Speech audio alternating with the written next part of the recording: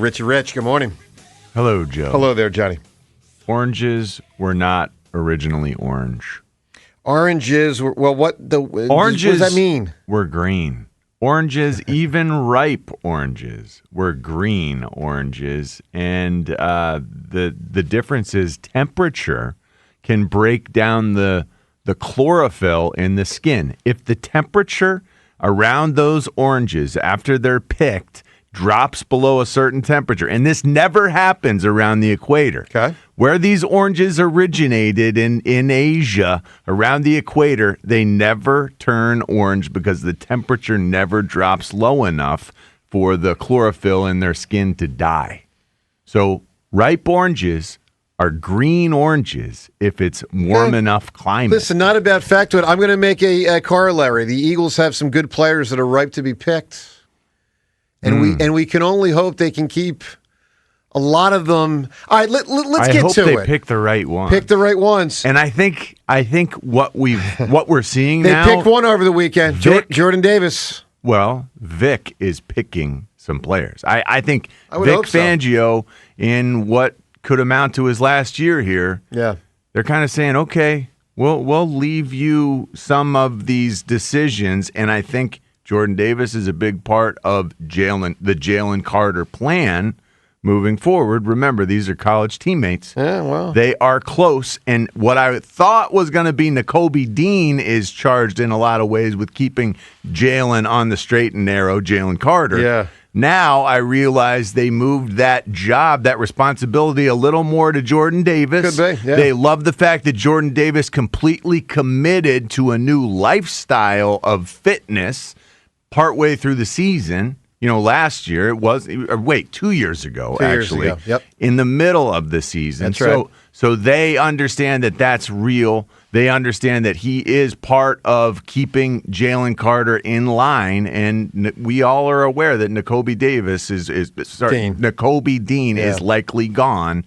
I am fascinated to see what happens in terms of the offense, because it doesn't feel like our offense is going to be where it needs to be, but the defense is going to be where Vic wants it. And I think that's you see that around the NFL right now. Defense is what just won a Super Bowl, and we're focusing on that side of the ball with this free agency period, it seems, at least thus far. Well, I agree with that. It's also the defense where it seems like the Eagles just have more quality players at this point.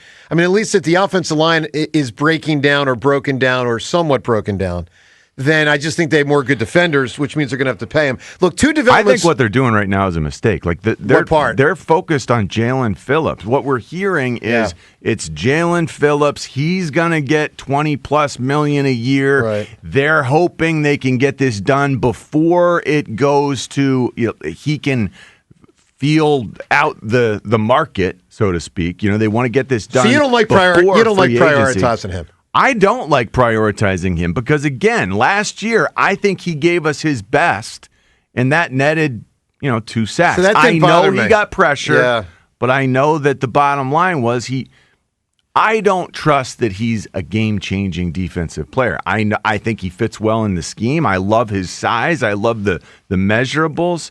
But remember, this is a guy who retired from football when he was 19 years old. Yeah, I don't care about that. Do you love the sport if you retired when you were 19? I don't know the answer. And I know that you need to love the sport in order to put the work in that's necessary. So I am conflicted on this Jaelan Phillips thing, and I'm not sure he's worth $20+ million a year. Well, that's another $20+ million a year. Last year would have amounted to $10 million a sack. Well, he only played half the year. $10+ million a sack. To be fair, he played half the year here. I don't care. Well, I mean, it wasn't productive enough. I don't care. It's half a year. It's still 2 sacks, right? It's not for the money. You're only giving the money for the full season, but only half a season here. So the money per sack would be higher. Thank you, James. Thank you. And sir. What's to prevent him from getting banged up again? Well, no, that's a big worry for sure. All right, look, guys, you can weigh in. This is it. I mean, this is the day. 12 noon today. It gets wild. And obviously, there's already been some developments, 2 of note over the weekend. And again, all this you can weigh in on 215-592-9494. 2 big developments, Eagles related over the weekend. One, Jordan Davis, as John mentioned, the new deal. Congrats to him, by the way. Awesome. I mean, he earned it. He really did. Yeah. He really did. He became one of their best defensive players. 3 years, $78 million, $65 million guaranteed. It's a big commitment from Howie Roseman to the Eagles' biggest defensive player. Not best, but one of the biggest players the Eagles have ever had. Last year he proved he could stay out there in the field a lot longer than he could in previous years, and he made it worth it. Yeah, no, there's no doubt. All right, the other big development over the weekend, Max Crosby, not an Eagle. Max Crosby, a Raider, and thank God he's not here for 2 first-round picks because that's insane. So, great player, and he's going to help the Baltimore Ravens, but they paid a big price, man. 2 first-round picks for Max Crosby? I don't know, man. That's not a recipe that I would want. A first this year and a first next year. I know. So well, that's really like a second. I don't agree. By today's estimate. Yeah, you and I always disagree on that one. So, like, just as a for instance, if the Eagles were to trade AJ to New England, I would much rather have next year's first-round pick than this year's. Much rather, because they're probably not going to pick 31st next year. All right, anyway, so there are the 2 developments over the weekend. The AJ thing obviously just keeps hanging out there as the thing. We'll find out if there's resolution this week or not. You can weigh in on all this at 215-592-9494. What you want Howie to do, who to prioritize, who to show the door to, even if you're really not, like, you don't want to show the guy the door, but these are cap implications. So, and you guys know the notable players, Nakobe and Goddard and Blankenship and Jaelan Phillips, AJ who could be traded, et cetera, on down the line, 215-592-9494. I'll tell you the most interesting thing I saw this weekend, and I honestly wish I could tell you who put it up on Twitter. I don't remember. I don't remember if it was a fan or if it was some major media person. I just don't remember. But I saw it, and it grabbed my attention, and it's worth stating here because it's the most interesting thing I saw with the Eagles this weekend, and it's top of mind for me about how the Eagles are going to look different in the coming years and maybe in the coming weeks. I saw a tweet where someone said the Eagles have on their roster 10 different players on defense who, when they get their next contract, are going to be making $10 million or more a season. And some of these guys are going to be $20 and $30 million players. And I thought, my God, 10 of them. And then I went through and trying to figure it out. I'm like, you know what? Actually, that makes sense. And the point is, the Eagles are going to look really different, guys. Because think of it this way. You got the 3 guys you certainly want to pay that haven't gotten paid yet the second contract. Jalen Carter, Quinyon Mitchell, and Cooper DeJean. And they're going to get buku bucks. $100 million plus for all 3 of them. Then you got the 2 guys that now have been paid.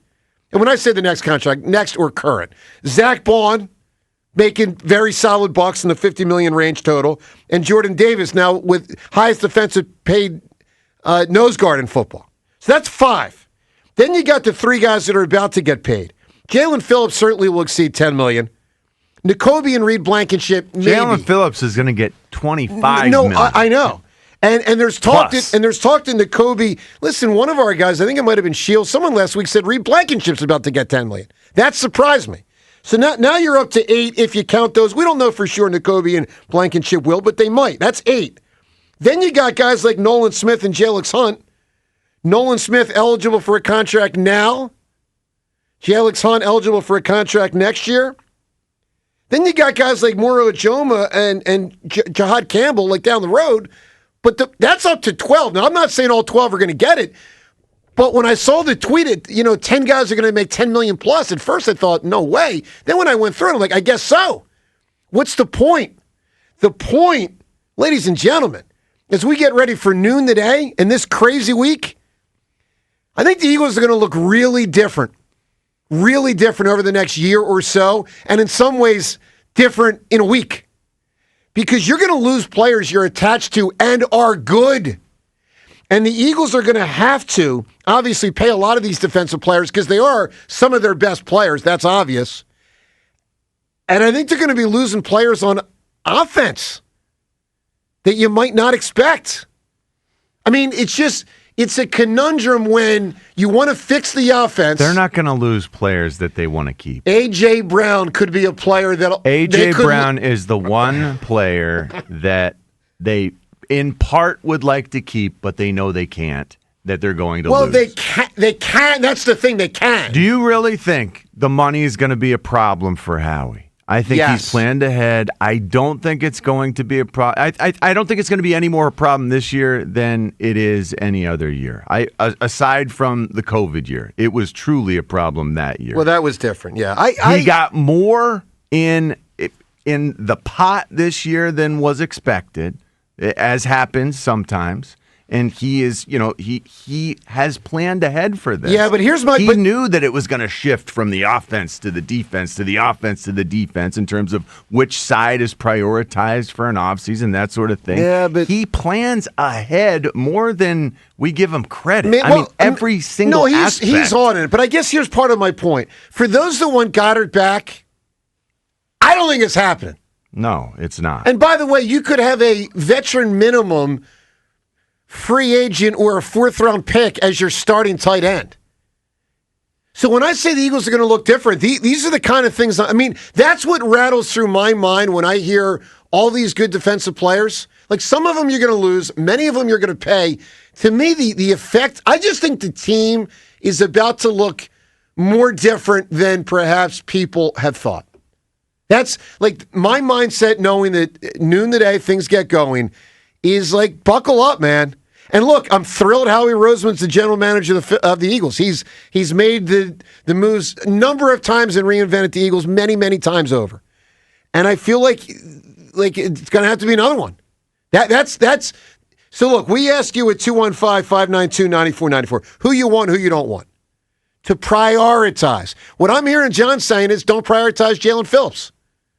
Agree or disagree? I wish they wouldn't, but it seems like they are. It does seem like, based on reports. And it seems like that deal is going to get done today. Could be. Before this thing goes to free agency, Could be. They want to get him locked in the here and now because they think it's going to get too expensive if he goes and sees what other teams are willing to offer. That's the nature of the edge rusher position. It is. All right, what do you make of all this? Free agency today, 12 noon and all week, 215-592-9490 for your chance to win very cool concert tickets. We'll tell you that next. Phone calls and all this on a Monday morning. Big day, NFL free agency day, plus the AJ thing. Could happen today on 94 WIP.